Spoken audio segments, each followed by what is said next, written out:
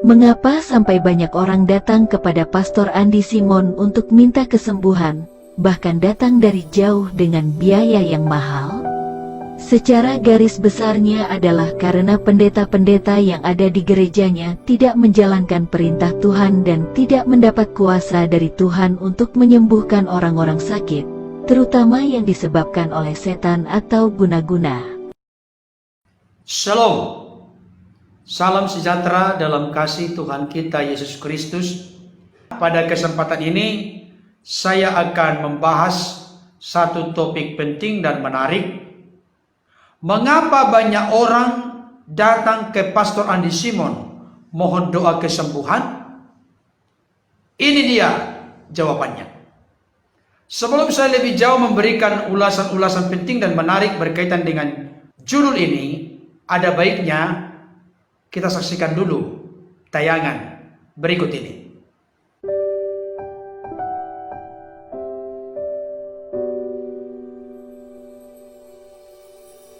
Perintah Yesus kepada murid-muridnya adalah mengabarkan Injil keselamatan, menyembuhkan orang sakit dan mengusir setan-setan dari tubuh seseorang, sebagaimana tertulis di dalam Injil Matius 10 ayat 7-8, Markus 16 ayat 15-18, Lukas 10 ayat 8-9. Kedua perintah itu seharusnya dilakukan. Jika tidak, berarti para hambanya tidak menjalankan perintah Yesus dengan benar.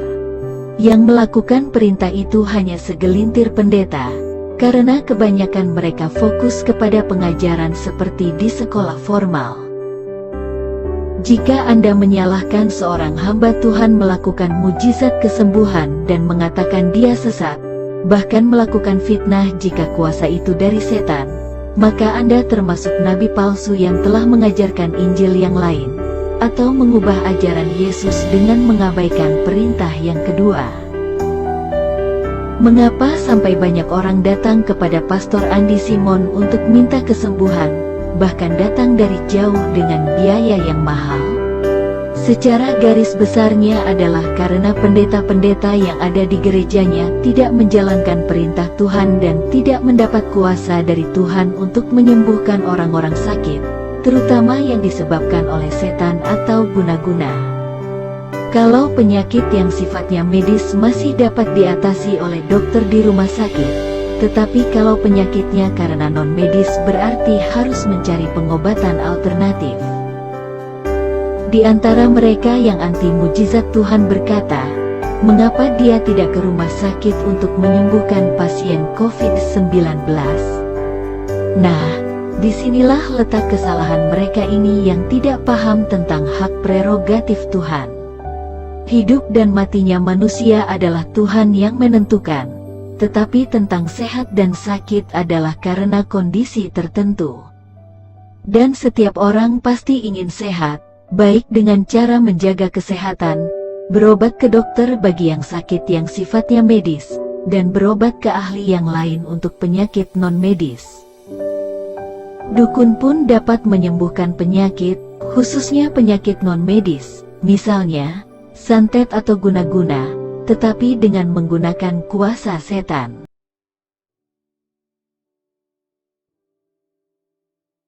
Ketika Tuhan memberikan karunia mujizat kepada hambanya untuk melakukan penyembuhan orang-orang sakit, mengapa ada yang menolak ini? Mengapa justru ada yang menuduh pendeta yang mendapat karunia penyembuhan dari Tuhan ini mendapat kuasa dari setan? Siapa setan yang sesungguhnya? Pertanyaan: pilih dukun atau disembuhkan dalam nama Yesus melalui Pastor Andi Simon? Banyak orang yang minta kesembuhan kepada Pastor Andi Simon menurut pandangan saya adalah karena mereka beriman kepada Yesus jika ia memiliki kuasa untuk menyembuhkan penyakitnya melalui hambanya Pastor Andi Simon. Pendeta-pendeta yang ada di gerejanya tidak memiliki kuasa dari Tuhan. Mereka hanyalah guru-guru pengajar yang sama dengan guru-guru bidang studi sejarah, pendidikan moral, Pancasila, dan yang lainnya. Di antara pendeta-pendeta itu pun banyak guru-guru upahan, yang sama sekali tidak peduli bagaimana perkembangan iman jemaatnya. Apakah umatnya masih melakukan praktek perdukunan, perjudian, mabuk-mabukan, perzinahan dan kejahatan lainnya. Kalau seandainya setiap pendeta atau gereja melakukan perintah Tuhan dengan benar dalam memberitakan Injil dan sekaligus menyembuhkan orang-orang sakit dan mengusir kuasa-kuasa setan, maka tentu yang datang kepada Pastor Andi Simon hanyalah anggota jemaatnya saja dan orang-orang sekitar lingkungannya. Oleh karena itu, janganlah hanya melihat kekurangan Pastor Andi Simon. Cobalah introspeksi diri. Apakah Anda sudah benar 100% dalam tugasmu sebagai pengabar Injil sesuai perintah Tuhan? Apakah seseorang itu nabi palsu atau tidak? Lihatlah dari buahnya. Tidak mungkin ajaran setan bertujuan untuk memuliakan Tuhan. Justru setan akan membenci manusia jika memuliakan Tuhan. Tidak mungkin seseorang memiliki kuasa dari setan tanpa melakukan ritual-ritual kepada setan. Nabi-nabi palsu yang disebut di Matius 7 ayat 15-23 bukan karena dia melakukan mujizat-mujizat, tetapi karena mereka yang tidak melakukan kehendak Bapa. Matius 7 ayat 21. Matius 7 ayat 23 berkata, "Pada waktu itulah aku akan berterus terang kepada mereka dan berkata, Aku tidak pernah mengenal kamu, enyahlah daripadaku, kamu sekalian pembuat kejahatan." Matius 7 ayat 23 ini identik dengan apa yang disebut di Matius 25 ayat 41, yaitu kambing-kambing yang di sebelah kirinya. Matius 25 ayat 41 berkata, "Dan ia akan berkata juga kepada mereka yang di sebelah kirinya, Enyahlah dari hadapanku, hai kamu orang-orang terkutuk, enyahlah ke dalam api yang kekal yang telah sedia untuk iblis dan malaikat-malaikatnya." Matius 7 ayat 16-17 berkata, "Dari buahnya lah kamu akan mengenal mereka. Dapatkah orang memetik buah anggur dari semak duri atau buah ara dari rumput duri? Demikianlah setiap pohon yang baik menghasilkan buah yang baik, sedang pohon yang tidak baik menghasilkan buah yang tidak baik." Baik Bapak Ibu Saudara yang dikasihi oleh Tuhan, tadi kita sudah menyaksikan tayangan yang menurut saya memiliki kualitas yang sangat baik. Tayangan yang saya buat ini adalah hasil karya dari sahabat kita, Pencari Kebenaran Channel. Salam, hambanya dimanapun berada. Terima kasih untuk ulasan yang praktis, penting, sederhana dan menarik ini. Tidak neko-neko, tetapi langsung kepada duduk persoalan yang sebenarnya. Saya sangat diberkati dengan ulasan-ulasan penting dan menarik ini. Itu sebabnya saya rindu kembali men-share kepada kita semua dengan beberapa catatan-catatan penting yang semakin memperkaya di antara kita sebagai sesama tubuh Kristus Gereja Tuhan, termasuk sebagai sesama konten kreator, saling support, saling mendukung, saling mendoakan, sehingga kehidupan kita, pelayanan kita semakin efektif, efisien, optimal, dan maksimal. Bapak Ibu Saudara yang dikasihi oleh Tuhan, hal pertama yang ingin saya ulas dalam konteks apa yang sudah dipaparkan oleh saudara kita, Pencari Kebenaran Channel, adalah bahwa pelayanan kita harus tetap didasarkan kepada contoh dan teladan pelayanan Yesus. Firman Tuhan di dalam 1 Yohanes 2 ayat 6 berkata, "Barang siapa berkata ia ada di dalam Dia," maksudnya di dalam Allah, maka ia wajib hidup sama seperti Kristus telah hidup. Artinya, Yesuslah sosok teladan, panutan, contoh kehidupan kita yang real, lengkap, dan benar. Segala sesuatu yang kita lakukan, jangan sampai lepas dari contoh dan teladan yang dilakukan atau diperbuat, dikerjakan oleh Yesus. Ini menjadi prinsip dari pelayanan kita, Bapak Ibu Saudara. Apa argumentasi saya berkata demikian? Mari kita lihat dari data dan fakta Alkitab. Tidak mungkin saya akan ungkap semuanya pada kesempatan ini. Tapi saya perlu memberikan contoh. Misalnya, dari Matius 4 ayat 23 sampai 25 dikatakan dengan jelas demikian. Yesus pun berkeliling di seluruh Galilea. Ia mengajar dalam rumah-rumah ibadat dan memberitakan Injil Kerajaan Allah serta melenyapkan segala penyakit dan kelemahan di antara bangsa itu. Maka tersiarlah berita tentang dia di seluruh Syria dan dibawalah kepadanya semua orang yang buruk keadaannya, yang menderita berbagai penyakit dan sengsara, yang kerasukan, yang sakit ayan, dan yang lumpuh. Lalu Yesus menyembuhkan mereka. Maka orang banyak berbondong-bondong mengikuti dia. Mereka datang dari Galilea dan dari Dekapolis, dari Yerusalem dan dari Yudea dan dari seberang Yordan. Bapak Ibu Saudara dikasih oleh Tuhan, dari ayat-ayat yang saya baca ini jelas terlihat Yesus melakukan 3 hal. Yang pertama mengajar, kedua memberitakan Injil Kerajaan Allah, yang ketiga melenyapkan segala penyakit dan kelemahan. Bahkan ditegaskan tadi, dibawalah kepadanya orang-orang yang buruk keadaannya. Saya mau menegaskan dan mengingatkan kita semua, dari ketiga hal yang dilakukan oleh Yesus dalam konteks ayat ini, tidak boleh ada yang disepelekan, tidak boleh ada yang dipisahkan. Jangan hanya fokus kepada pengajaran, nanti jadi sama dengan guru-guru kelas di sekolah yang mengajarkan sejarah, pendidikan, moral Pancasila. Ini firman Tuhan yang mana penulisannya oleh ilham Roh Kudus. Ketika seseorang mengajar dengan baik, benar, dan bertanggung jawab, maka di sana kuasa Tuhan pasti terjadi. Kuasa untuk membawa bertumbuh dalam iman, kasih, pengharapan, bahkan tidak menutup kemungkinan kuasa untuk mengalami keajaiban, mujizat, dan kesembuhan.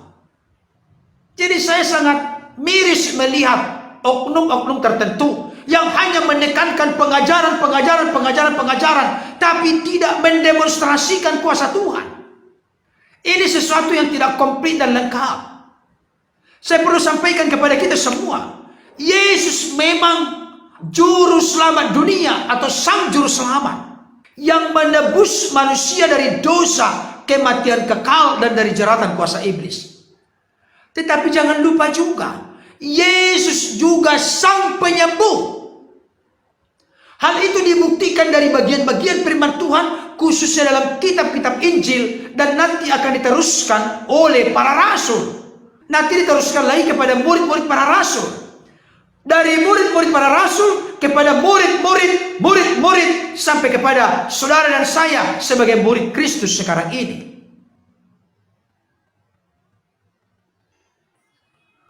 Dalam seluruh kitab-kitab Injil, kalau kita melihat secara objektif, dalam berbagai kesempatan dan di berbagai tempat, Yesus itu mengajar, memberitakan Injil, dan menyembuhkan berbagai penyakit, termasuk juga membangkitkan orang mati, seperti pemuda di Nain, dan juga Lazarus yang sudah 4 hari berbau busuk dalam kubur, dibangkitkan kembali dengan berkata, "Lazarus, keluarlah." Saudara dikasih oleh Tuhan, semuanya itu diramu sedemikian rupa untuk menyatakan kemuliaan Allah, dan orang pun percaya dalam namanya. Saudara dikasih oleh Tuhan, kita jangan salah kaprah. Ternyata Injil Yohanes memberi penegasan kepada kita, Masih banyak tanda-tanda lain yang tidak dicatat dalam Alkitab yang diperbuat oleh Yesus. Sampai Yohanes sebagai murid yang sangat dikasihi oleh Yesus memberikan penegasan dan penjelasan oleh ilham, tuntunan, bimbingan, pimpinan Roh Kudus. Kalau semuanya dituliskan, maka rasanya seluruh dunia ini tidak akan mampu memuatnya. Ini luar biasa. Tanda-tanda ajaib yang dilakukan oleh Yesus bukan hanya yang ada dalam Alkitab ini. Masih banyak lagi yang lain. Itu kesaksian firman Tuhan. Artinya, kita tidak boleh memandang sebelah mata pelayanan mujizat, keajaiban, kesembuhan. Karena itu adalah pelayanan yang terintegrasi di dalam pelayanan Yesus. Karena Yesuslah teladan kita yang sempurna dalam konteks apapun, termasuk dalam konteks pelayanan. Mengajar penting, yes. Memberitakan Injil bagaimana orang bertobat dari dosa-dosanya, berbalik dari dosa-dosanya, bermetanoia, kembali kepada Allah, persembahkan hidup total kepada Allah. Yes, ya. Menyembuhkan segala penyakit dan kelemahan. Yes, ya. Dan mujizat itu terjadi bukan karena kuasa, kegagahan, kehebatan seorang manusia, termasuk Pastor Andisi Simon. Mujizat terjadi oleh karena kuasa Tuhan, oleh karena kuasa nama Yesus yang dipercaya oleh setiap kita. Jadi saya ingin menyampaikan dan menegaskan kepada kita semua, jangan dibuat dikotomi atau pemisahan antara Yesus Sang Juru Selamat dengan Yesus Sang Penyembuh. Kalau sampai kita menekankan hanya satu, hanya pengajaran-pengajaran, nanti kita bisa menjadi parisi-parisi modern. Nanti kita hanya fokus kepada iman yang mati. Karena iman tanpa perbuatan pada hakikatnya adalah kosong dan mati.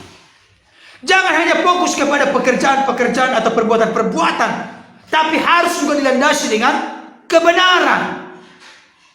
Ini serius Bapak Ibu Saudara. Mari kita coba buka hati dan pikiran kita. Kenapa kita harus anti dengan mujizat? Akhirnya melontarkan tuduhan-tuduhan palsu dari setan, dari iblis, ilmu sihir, ilmu hipnotis, kundalini, penipu, dan lain sebagainya.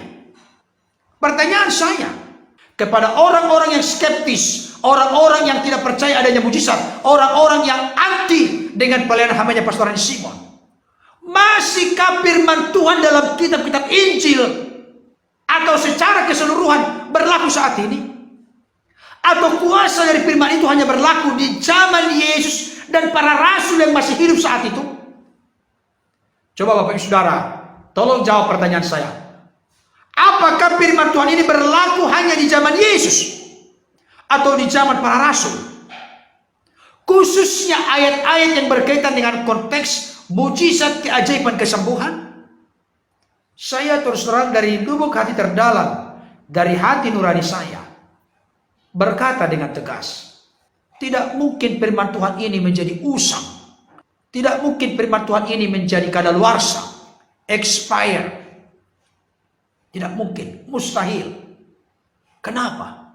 Karena Yesus yang saya sembah adalah Yesus yang tidak pernah berubah, baik dahulu, kemarin, hari ini, bahkan sampai selama-lamanya. Yesus 2000 tahun yang lalu sebagai Sang Juru Selamat, Yesus sekarang ini juga Sang Juru Selamat. Yesus 2000 tahun yang lalu sebagai Sang Penyembuh, saat ini juga Yesus tetap eksis sebagai Sang Penyembuh. Dan kita, tubuh Kristus, gereja Tuhan, hamba-hamba Tuhan, pastor, pendeta, penatua, gembala, kita diberi kuasa menjadi anak-anak Allah. Bahkan Roh Kudusnya sebagai Parakletos, penghibur, penolong, pembela dalam hidup kita, tinggal dalam diri kita, bersama-sama dengan kita dalam mengerjakan perkara-perkara besar demi hormat kemuliaan Tuhan. Dan itu terjadi oleh kontrol, kuasa, kendali, dan kehendak Tuhan, bukan oleh karena kekudusan, kuasa, kesalehan kita. Bapak Ibu Saudara yang dikasihi oleh Tuhan, saudara kita pencari kebenaran menyampaikan beberapa ayat-ayat penting Pertama dari Matius 10 ayat 7 sampai 8. Saya bacakan untuk kita. Pergilah dan beritakanlah, kerajaan sorga sudah dekat. Sembuhkanlah orang sakit, bangkitkanlah orang mati, tahirkanlah orang kusta, usirlah setan-setan. Kamu telah memperolehnya dengan cuma-cuma, karena itu berikanlah pula dengan cuma-cuma. Saudaraku dikasih oleh Tuhan, salah satu dari sekian banyak ayat firman Tuhan yang diyakini, diimani, dipercayai, dan dihidupi oleh hambanya Pastor Andi Simon adalah bagian firman Tuhan ini. Ini perintah Yesus. Saya mau kasih tahu kepada orang-orang yang kontra, siapapun Bapak Ibu Saudara dimanapun berada. Apakah perintah Yesus ini sudah usang saat ini? Sudah expire kadaluarsa saat ini? Tolong dijawab. Menurut saya firman ini masih berlaku, kuasanya masih bekerja, Roh Kudus masih memakai bagian-bagian firman Tuhan ini untuk mengerjakan dan mendemonstrasikan mujizat keajaiban kuasa Tuhan sampai saat ini. Bahkan sampai kita kembali kepada Sang Pencipta. Perintahnya konkret, eksplisit, jelas, terang benderang. Tapi bagi orang-orang yang kontra, saya bingung, mereka punya argumentasi.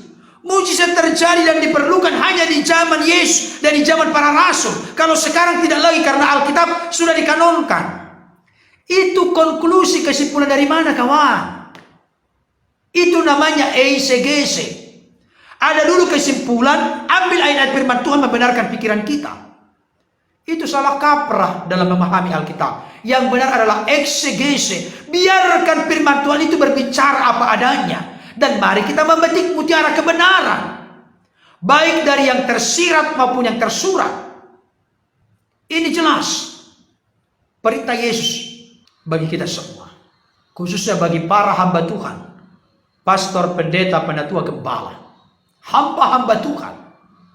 Jangan oleh karena kita tidak mendapatkan karunia itu, kita menjadi iri kepada orang lain. Kita menghakimi orang lain. Kita melontarkan tuduhan-tuduhan palsu, sesat, penipu, salah, keliru, dan lain sebagainya.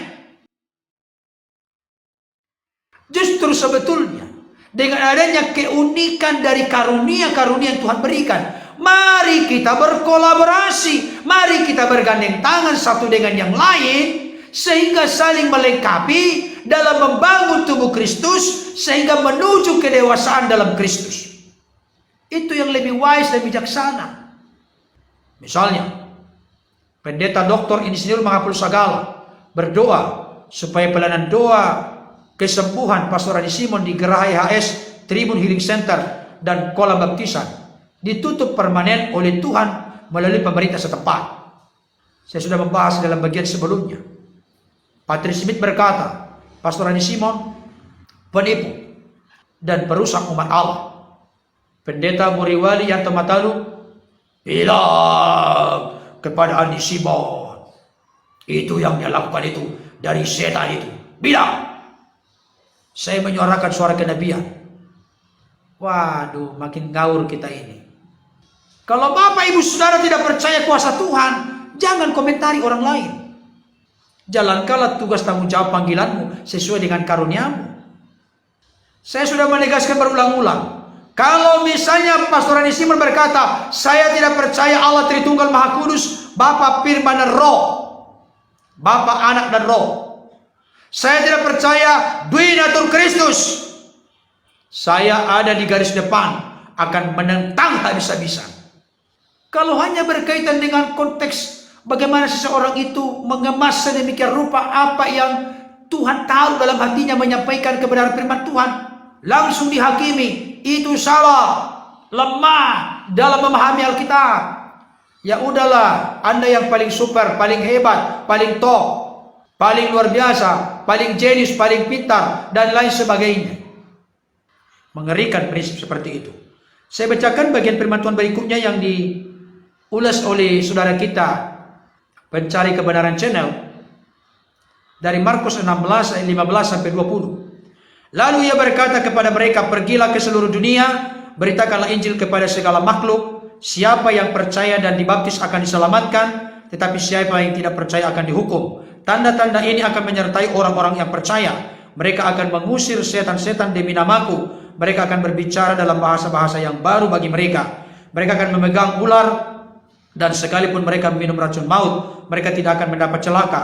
Mereka akan meletakkan tangannya atas orang sakit dan orang itu akan sembuh. Sesudah Tuhan Yesus berbicara demikian kepada mereka, terangkatlah ia ke sorga lalu duduk di sebelah kanan Allah. Mereka pun pergilah memberitakan Injil ke segala penjuru dan Tuhan turut bekerja dan meneguhkan firman itu dengan tanda-tanda yang menyertainya. Saudara dikasihi Tuhan, tanda-tanda ini menyertai orang-orang percaya. Kembali lagi ditegaskan di sini bahwa amanat agung itu, seperti yang sering dikatakan hambanya Pastor Andi Simon, amanat agung memberitakan Injil, memberitakan kabar baik, evangelion, kabar baik yang menyelamatkan manusia dari dosa, kabar baik yang membebaskan manusia dari ikatan iblis, setan, roh jahat, kuasa kegelapan, Beelzebul dan lain sebagainya. Kabar baik yang menyembuhkan dan memulihkan. Jangan dibuat dikotomi, jangan dipisahkan.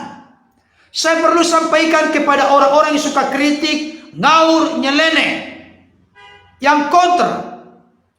Kalau saya beli dalam Alkitab, salah satu pintu gerbang promosi pelayanan Yesus sehingga tersiar kemana-mana adalah melalui kesembuhan yang terjadi. Bapak Ibu Saudara dikasihi Tuhan, kenapa kita tidak balik cara berpikirnya? Jangan mencurigai, menuduh salah, palsu, penipu, sesat, pakai ilmu ini, ilmu itu. Kenapa kita tidak berpikir apa yang dilakukan hambanya Pastor Andi Simon menjadi pintu gerbang, peluang kesempatan untuk kita menggodok pelayanan pekerjaan Tuhan semakin efektif, efisien. Dengan cara apa? Kita berkolaborasi satu dengan yang lain. Ini penting. Pertanyaannya sekarang, kenapa banyak orang datang ke Pastor Andi Simon Geraha YHS Balikpapan mohon doa kesembuhan? Tadi saudara kita Pencari Kebenaran Channel memberikan penegasan dan penjelasan. Karena pendeta-pendeta di gereja lokal masing-masing tidak menjalankan perintah Yesus. Kalau bagi saya, ada yang perlu ditambahkan. Tidak mempercayai mujizat dan kuasa Tuhan. Satu, ia menjalankan rutinitas saja. Ia layani. Orang masih tetap hidup dalam perdukunan, dalam perzinahan, dalam ilmu opo-opo, dalam kemabukan dan lain sebagainya. Tidak terlalu diurusi. Ini tidak mengeneralisir ya. Kenapa orang-orang pada berdatangan dari seluruh Indonesia, dari berbagai provinsi, kabupaten, kota ke Pastor Andi Simon mohon doa kesembuhan? Saya kasih tahu, kalau tidak ada penghentian sementara sekarang ini, orang akan semakin membludak datang ke sana. Siapa itu? Orang-orang yang sudah bergereja dan sudah mendaftar di gereja masing-masing. Orang-orang yang punya gembala, punya pendeta, penatua, pastor, gembala.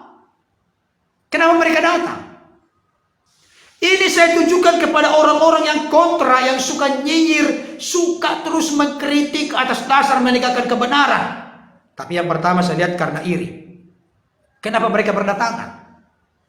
Pertama, hamba Tuhan setempat atau gereja lokal di mana mereka yang datang itu ke Pastor Andi Simon tidak mempercayai kuasa Tuhan.